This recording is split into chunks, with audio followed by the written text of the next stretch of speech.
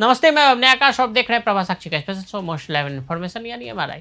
एक दौर था जब बाहुबली वोट लूट कर चुनाव जीत जाया करते थे। आज चुनाव आयोग पर ही वोट चोरी का आरोप लगा है।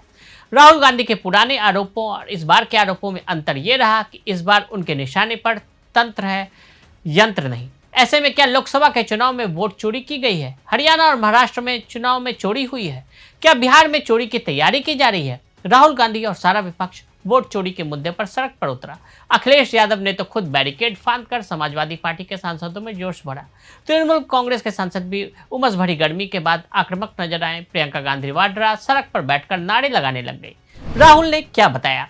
हाल ही के सालों में सबसे महत्वपूर्ण प्रेस कॉन्फ्रेंस एआईसीसी के हेडक्वार्टर में हुआ, जब राहुल गांधी के हाथों में आयोग का दिया वोटर लिस्ट लिए मीडिया के सामने 2024 का पोल डेटा का एक ऑनलाइन प्रेजेंटेशन करके दिखाया। राहुल गांधी ने दावा किया कि कैसे महाराष्ट्र में 5 महीने के अंदर 1 करोड़ नए वोटर्स को जोड़ा गया। चुनाव आयोग ने पोल डेटा का सॉफ्ट कॉपी देने से मना कर दिया। कांग्रेस को पेपर शीट निकालने पड़े। जो पेपर निकला वो OCR यानी ऑप्टिकल कैरेक्टर मशीन से निकाल सकते हैं। राहुल गांधी ने यह बताया कि चुनाव आयोग चाहता है कि सीसीटीवी फुटेज को खत्म कर दिया जाए, जिससे एक्स्ट्रा वोटर गायब हो जाए और उस पर सवाल न उठे। कांग्रेस पार्टी ने 30 से 40 लोग लगाकर महीने लगाकर लाख वोट चोरी होने का खुलासा किया है। सवाल हमारे डेमोक्रेटिक फाउंडेशन का है, एक वोट के हक का है। ऐसे में आज हम विपक्ष के आरोपों, चुनाव आयोग के जवाब, अगर ये आरोप सही होते हैं तो इसके क्या निहितार्थ हो सकते हैं, तमाम चीजों का MRI स्कैन करेंगे। दावा नंबर 1, महादेवपुर सीट पर कांग्रेस ने 1,250,000 संदिग्ध मतों की पहचान की। राहुल गांधी ने दावा किया कि महादेवपुरा क्षेत्र की मतदाता सूची की जांच करने पर उनकी टीम को लाखों कागज के पन्ने खंगालने पड़े, क्योंकि चुनाव आयोग ने मशीन रीडेबल फॉर्मेट में डेटा उपलब्ध नहीं कराया। हमने जब इन कागजों को इकट्ठा किया, इनकी ऊंचाई 7 फीट से ज़्यादा हो गई। जाँच के बाद कांग्रेस की टीम ने 1,250,000 संदिग्ध मतों की पहचान की जो वोट चोरी है। दावा नंबर 2, एक कमरे में घर में दर्ज मिले 80 वोटर्स लाभ बीजेपी को मिला। राहुल ने बताया कि सबसे चौंकाने वाला खुलासा यह था कि कई मामलों में एक कमरे के मकान में 80 वोटर दर्ज पाए गए। राहुल गांधी ने सवाल उठाया कि क्या यह संभव है कि एक छोटे से कमरे में 80 लोग रहते हों? ये फर्जीवाड़ा नहीं तो और क्या है? उन्होंने आगे कहा कि एक ही पते पर 50-50 मतदाता दर्ज थे। राहुल गांधी ने कहा कि यह सिर्फ महादेवपुरा की कहानी नहीं है। दावा नंबर 3, बेंगलुरु सेंट्रल के 7 में से 6 विधानसभा में पीछे रही बीजेपी। उन्होंने दावा किया कि बेंगलुरु सेंट्रल में 7 विधानसभा क्षेत्रों में 6 में पीछे थी। सिर्फ महादेवपुरा में भारी बढ़त से उसकी जीत सुनिश्चित की। आरोप लगाया कि महाराष्ट्र विधानसभा चुनाव में भी इसी तरह का फर्जीवाड़ा हुआ। महाराष्ट्र में लोकसभा और विधानसभा चुनाव के बीच सिर्फ 5 महीने में वहां 1 करोड़ नए मतदाता जोड़ दिए गए, जबकि इससे पहले 5 साल में इतने नाम नहीं जोड़े थे। चुनाव आयोग पर सवाल। भारत के इतिहास में चुनाव आयोग की साख पर कभी इतना बड़ा सवाल नहीं उठा है। 10 अगस्त को समय मांगा गया। एएनआई ने फिर आयोग के सचिवालय का एक लेटर पोस्ट किया, जिसमें जयराम रमेश को 12 बजे मिलने का समय दिया गया, लेकिन जगह की कमी बता 30 नाम मांगे गए। फिर जयराम रमेश ने जवाब देते हुए एक्स पर लिखा कि विपक्ष ने शुरू से ही डेलीगेशन के मिलने की बात नहीं की थी। शांतिपूर्ण मार्च के बाद विपक्ष के सभी सांसद आयोग से मिलकर कई मुद्दों पर बात करना चाहते थे।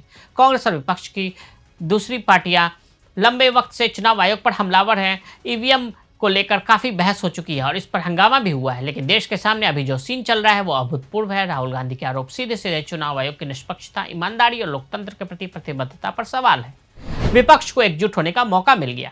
राहुल ने इससे पहले महाराष्ट्र चुनाव में इलेक्टोरल रोल को लेकर धांधली का आरोप लगाया था। इस बार उन्होंने दूसरे विपक्षी दलों का भी साथ मिल रहा है। राहुल का आरोप है कि महाराष्ट्र, हरियाणा और मध्य प्रदेश में हुए हालिया विधानसभा चुनावों से लेकर लोकसभा इलेक्शन तक चुनाव के एन पहले बड़े पैमाने पर नाम जोड़े और काटे गए, जिसका फायदा कथित तौर पर बीजेपी को मिला। राहुल के इन आरोपों को बीजेपी बेबुनियाद बता दी है। वही कहती है कि राहुल की चुनावी हार की खींच है। वहीं राहुल गांधी के आरोपों पर चुनाव आयोग ने उनसे हलफनामा मांगा है। साथ ही कर्नाटक समेत 3 राज्यों के चुनाव आयोग ने उन मतदाताओं के नाम देने को कहा है जो उनके हिसाब से गलत ढंग से काटे या जोड़े गए हैं। इस मामले में चुनाव आयोग को बिंदुवार और स्पष्ट ढंग से अपना पक्ष रखना चाहिए ताकि दूध का दूध और पानी का पानी हो जाए। चुनौतियां कम नहीं। राहुल गांधी के लिए लड़ाई सिर्फ राजनीतिक बयानबाजी तक सीमित नहीं है, बल्कि इसमें कानूनी, राजनीतिक और जन समर्थन से जुड़े कई पहलू भी है। राहुल गांधी एक संवैधानिक पद पर है और विपक्ष में होने के नाते उनका काम है कमियां को उजागर करना व सरकार से जवाब मांगना। चुनाव आयोग भी संवैधानिक संस्था है। इन दोनों की ही बेहद महत्वपूर्ण भूमिका है लोकतांत्रिक मूल्यों की रक्षा में। इस क्रम में उनकी एक दूसरे से असहमति शिकायत मान्य है, लेकिन कभी अभी का घटनाक्रम असहमति से बहुत आगे निकल चुका है। जिस तरह से दोनों के बीच सार्वजनिक रूप से आरोप प्रत्यारोप का सिलसिला चल रहा है वो ठीक नहीं।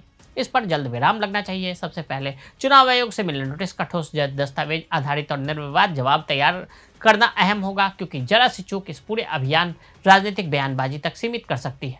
दूसरी चुनौती बीजेपी के राजनीतिक हमलों का जवाब देने की होगी, जो पहले ही इस मुद्दे को बेबुनियाद और भ्रामक करार दे रही है। तीसरी बड़ी चुनौती विपक्षी एकता को सिर्फ मंचीय बयानों और बैठकों तक सीमित न रखकर उसे जमीनी अभियानों में बदलना होगा, वरना यह क्षणिक एकजुटता जल्द बिखर सकती है। विपक्ष को ठोस सबूत और व्यापक जमीनी अभियान से यह भरोसा दिलाना होगा कि यह लड़ाई वास्तव में संविधान बचाने की है। आने वाले बिहार विधानसभा चुनाव इस मुद्दे की पहली बड़ी परीक्षा होगी। अगर वहां इसका ठोस असर नहीं दिखा तो यह नैरेटिव कमजोर पड़ सकता है। यह मुद्दा फिलहाल विपक्ष के लिए एकजुटता का केंद्र बिंदु बन गया है, लेकिन इस नैरेटिव को टिकाऊ बनाने के लिए राहुल गांधी और उनके सहयोगियों को कानून, सियासत और जनसंपर्क तीनों मोर्चों पर लंबी लड़ाई लड़नी होगी। अगर विपक्ष इसे सही ढंग से निरंतरता के साथ आगे बढ़ा पाता है तो यह मुद्दा न केवल उसके लिए चुनावी पूंजी बन सकती है, बल्कि लोकतांत्रिक पारदर्शिता पर गंभीर चर्चा की जमीन भी तैयार कर सकती है। तो आज हमने आपको राहुल गांधी के चुनाव आयोग पर उठाए गए सवालों के बारे में बताया। आज के लिए दे इजाजत। ऐसी रिपोर्ट्स को देखने के लिए देखते रहें प्रभा साक्षी। अगर आप भी लेना चाहते हैं देश दुनिया की तमाम जानकारी तो आज ही सब्सक्राइब करें हमारे चैनल को। साथ ही नीचे दिए बेल आइकन को जरूर दबाएं ताकि हर अपडेट आप तक पहुंच सके।